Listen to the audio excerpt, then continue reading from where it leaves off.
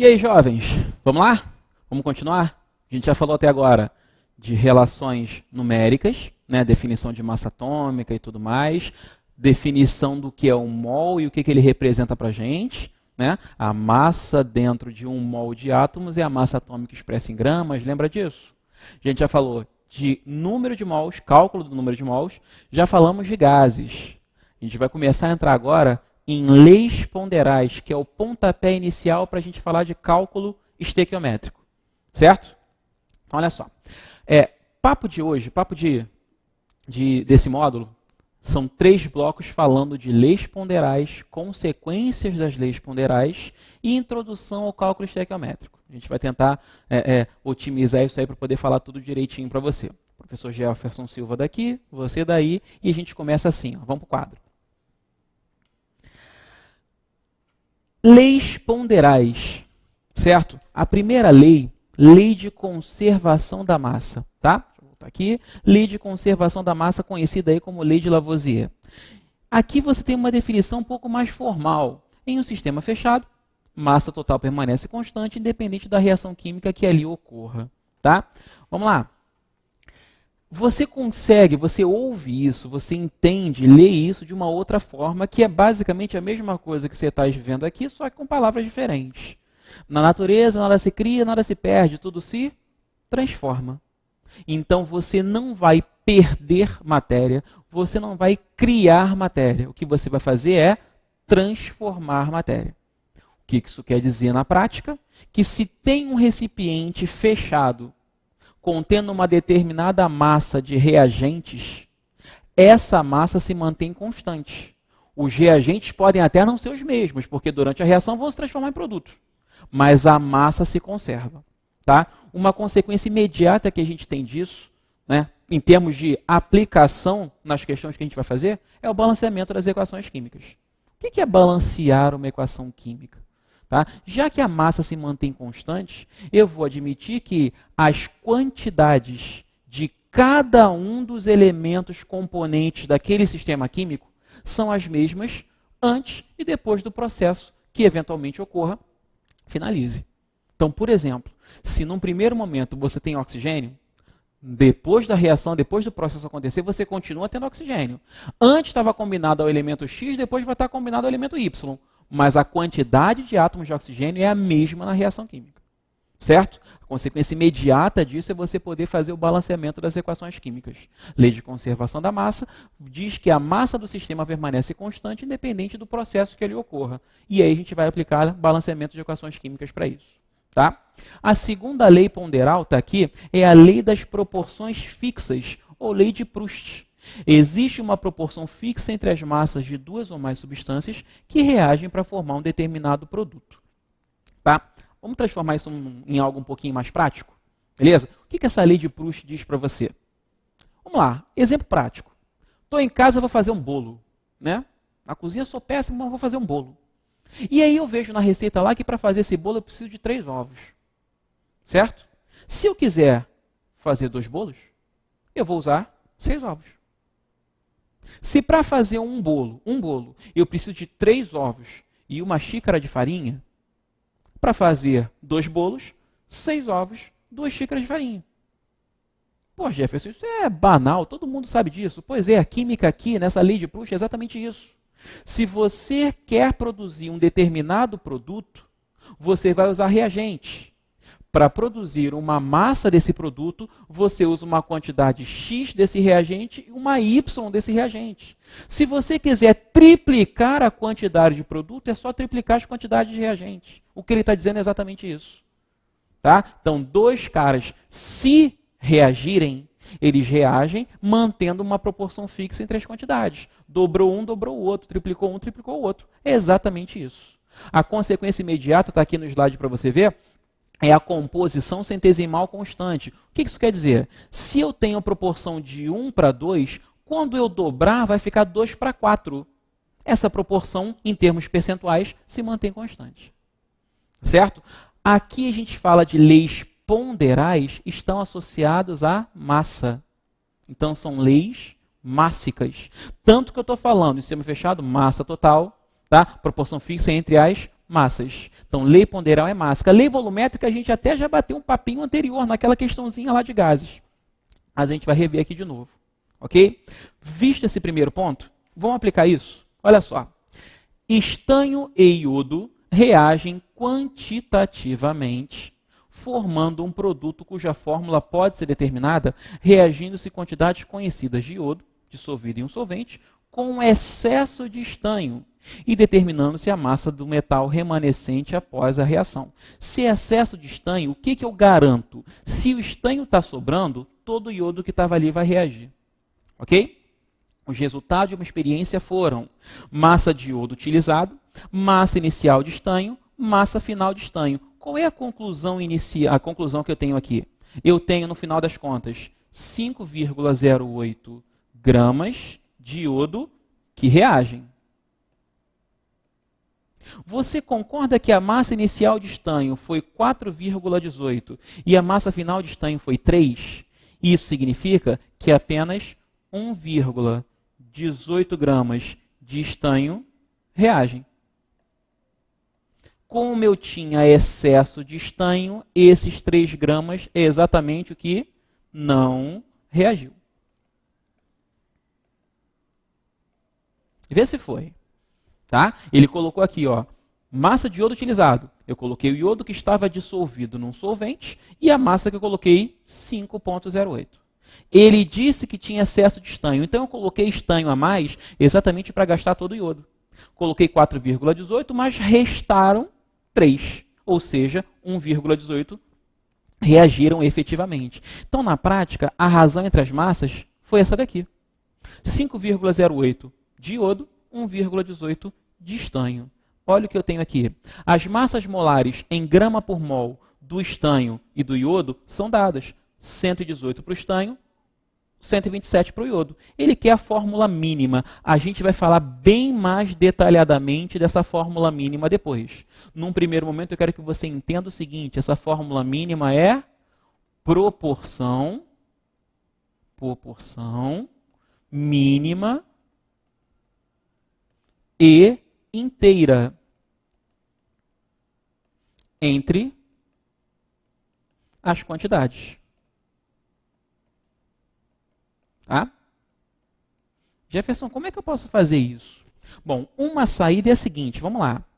A massa de iodo que foi utilizada foi 5,08. Vou colocar aqui, ó.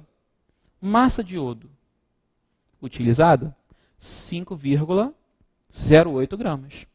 A massa molar do iodo é 127. Então, o número de mols de iodo, massa sobre massa molar, 5,08 sobre 127. Certo? Fazendo essa continha, 0,04 mols de iodo. Ok? Se eu pensar na mesma coisa para o estanho, a massa do estanho que reagiu, 1,18. Eu coloquei 4,18, mas lembra, 3 sobraram. Massa molar do estanho, 118. Mesma coisa. O número de mols de estanho, massa sobre massa molar, 1,18 sobre 118. 0,01 mol de iodo. Ok? Bom, o que eu acabei de concluir? Que nessa reação, essa quantidade de iodo reagiu completamente com essa de estanho. Estanho, Jefferson, você botou iodo 2 vezes. Pois é, já reparei. Aqui, ó, estanho, não iodo. Aqui, ó, estanho. Agora sim. Tá? Então, o que eu vejo? Que a proporção mínima é 0,01 mol de estanho para 0,04 mol de iodo. Se eu quero uma proporção mínima, porém inteira, é o mesmo que dizer que eu tenho 1 mol de estanho para cada 4 mols de iodo. Então, a minha fórmula mínima seria SNI4. Ok? Um átomo de iodo de estanho, um átomo de estanho, para cada 4 átomos de iodo dentro dessa formulazinha. Temos a opção aqui, ó, SN4, letra D de dado. O que essa questão teve de interessante para mostrar para a gente? A gente falou primeiro da massa do iodo, da massa do estanho, que foi adicionada e a que foi retirada, a que estava em excesso, o que sobrou, o que não reagiu. Então, o que a gente tinha nessa questão para fazer? Calcular a fórmula mínima, que é algo que eu preciso mostrar para você com mais detalhes depois, mas a gente já começa a antecipar o conceito aqui agora. Não precisa se preocupar não, que não vai ficar vago desse jeito não, certo? Então, o que a gente fez? Pegou a massa do iodo, dividiu pela massa molar do iodo para saber quantos mols de iodo estavam ali para reagir, certo? Pegou a massa que efetivamente reagiu de estanho, certo? Dividiu pela massa molar do estanho. Foi 1,18 e a gente achou o número de mols de estanho.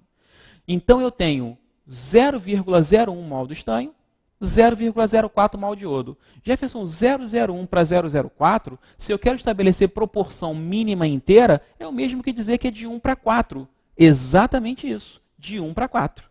Então, já que eu quero fórmula mínima e eu estou antecipando para você que fórmula mínima é a menor proporção inteira entre as quantidades de átomos componentes daquela molécula, você já viu que a proporção mínima é de 1 para 4, foi o que a gente matou nessa questão.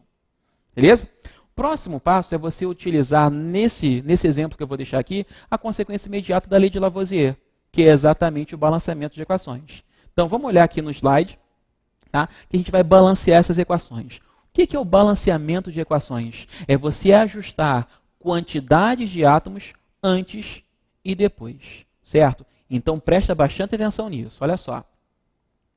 Na hora que você vai fazer uma questão envolvendo cálculo estequiométrico, que é exatamente o que a gente quer para os módulos seguintes, você não pode deixar de ajustar as equações. Por isso eu estou focando nisso agora. Tá? A lei de Lavoisier permite que você possa fazer o balanceamento, né? E esse balanceamento vai ajustar essas quantidades para que a proporção esteja correta. Certo? E aqui a gente tem uma dica para você fazer esse balanceamento um pouquinho mais rápido. Beleza? Então vamos aqui para o quadro, olha só. Você tem aqui uma reação entre amônia e ácido clorídrico. Isso vai dar um NH4Cl. O que você faz primeiro? Dica. Tá? A gente costuma muito falar isso aí para o pessoal lembrar. Regrinha do macho. Jefferson, como assim regrinha do macho? Preferencialmente, não é obrigação, mas preferencialmente, você ajusta primeiro os metais. Depois, os ametais, que hoje em dia a gente chama de não metais, tá? Depois, o carbono. Depois, o hidrogênio. E, por fim, o oxigênio. Tá? É uma dica, não é uma obrigação. Ok? Beleza? Por que eu estou fazendo isso? Normalmente os metais aparecem poucas vezes nas moléculas. Então você vai começar pelo elemento que aparece poucas vezes. Você não vai começar, por exemplo, por um elemento que aparece em 4 moléculas na reação. Você vai ter que ajustar 4 de uma vez só. Você vai começar por aquele que aparece nesse reagente, nesse produto. E aí você ajustou só os dois, você só trabalhou com os dois de uma vez. Tá? Se você tem um oxigênio, por exemplo, que aparece numa reação de neutralização, uma neutralização, ácido mais base no sal e água, um ácido sulfúrico mais um hidróxido de alumínio, dando sulfato de alumínio e água, o oxigênio aparece em todas as moléculas. Você vai mexer em todas de uma vez só? Não. Se você começar pelos metais, normalmente os metais aparecem menos vezes. E aí você consegue ajustar por eliminação. Certo? Depois, ametais, ou não metais modernamente, carbono se houver, hidrogênio e oxigênio. O oxigênio, como aparece muito, ele fica para o final. Certo? Então, vamos fazer alguns exemplos aqui só para a gente poder ver. Olha só. Nesse caso, percebeu que não tem metal. Só tem nitrogênio, hidrogênio e acabou. Certo? E o cloro aqui. Não tem metal. Então, você risca. Não vai começar pelos metais. Ametais ou não metais, tem nitrogênio e tem cloro. Nitrogênio nesse lado da equação só aparece uma vez e no produto também uma vez. Não precisa ajustar. Eu até poderia colocar o 1 aqui na frente para dizer que eu já mexi, mas não precisa. Coloquei um aqui também. Tá? Ametais, Cloro, só tem um cloro aqui e eu estou vendo que só tem um cloro lá. Justo? Hidrogênios, tem 3 desse lado, mais um 4. Aqui já tem 4, a equação está balanceada e é só isso mesmo. Não precisava nem colocar esse umzinho na frente. Tá? Olha a de baixo. A de baixo tem metais, bário. Só tem o bário como metal. Então, o bário aparece aqui uma vez e aqui no produto uma vez também. Tá? Já está ajustado. 1 e 1. Nem preciso, mas vou colocar um aqui para dizer que eu já passei por aqui. Tá? A metal tem um cloro. Tem um enxofre. O cloro aparece aqui 2 vezes, certo? BaCl, 2. Cloro aqui 2 vezes. E Jefferson, lá o cloro só aparece uma vez. Então, como você está fazendo o balanceamento, você não pode, sob hipótese alguma, não pode fazer isso. Você não pode chegar aqui, como o cloro ali precisa aparecer 2 vezes, eu vou colocar um 2 aqui embaixo. Não pode. Não existe a molécula HCl2. E não foi essa. Se existisse, não teria sido essa que o enunciado pediu para tu balancear. Então, você tem que manter a estrutura da molécula que ele mandou, tá? E alterar, se for o caso, a quantidade dessas moléculas. Então, vou botar o 2 aqui na frente, porque aí eu passo a ter 2 hidrogênios e 2 cloros. Bário uma vez e uma vez, cloro 2 vezes e agora 2 vezes. Certo? O outro cara que aparece aí é o enxofre. O enxofre aqui aparece uma vez só. E aqui também uma vez só. Já está ajustado, vou até colocar umzinho aqui na frente. Certo? Faltou hidrogênio, faltou oxigênio. Hidrogênios. Uma molécula de H2SO4 com 2 hidrogênios cada. Então aqui 2 hidrogênios. Certo? Para o lado de lá, já tinha colocado esse 2 por causa do cloro e já serviu para ajustar os hidrogênios. Por fim, faltou o oxigênio. 4 vezes aqui, porque essa molécula só aparece uma vez. 4 vezes aqui. A reação está prontinha e ajustada. Certo?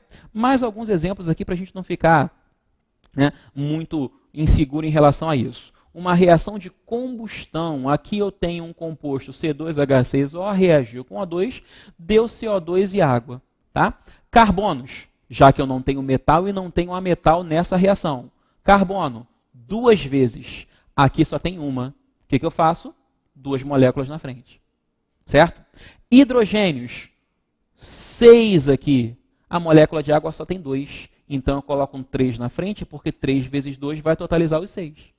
O lado de cá dos produtos já está todo pronto. Então, eu fico com 2 vezes 2, 4 oxigênios. 3 vezes 1, 3 oxigênios. 4 com 3, 7.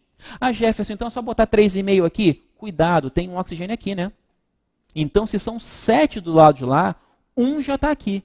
Então, faltam 6. Se faltam 6, 3 aqui na frente. E aqui, ó, que eu nem precisaria colocar, mas tem um umzinho. Ok? Vou fazer essa última aqui e essa aqui é para você se divertir em casa. Certo? N2, H2, NH3. Nitrogênio, 2 vezes. Não tem metal. O primeiro não metal é o nitrogênio. Aqui só tem um. Então, se lá o nitrogênio aparece 2 vezes e aqui uma vez só, duplico a quantidade de moléculas de amônia. Só que aí o hidrogênio passou a aparecer 6 vezes. E no reagente só tem 2. 3 aqui na frente. E aí, ó, nem precisava mais, coloquei esse 1 aqui e a gente fechou. Então, a gente treinou alguns balanceamentos aqui. Certo? No primeiro momento, apresentei para você as leis, Lavoisier e Proust. Ok? Apliquei uma em relação à fórmula mínima, que na prática era a lei de Proust, certo? E agora a lei de Lavoisier para a gente fazer o balanceamento. Próximo bloco a gente vai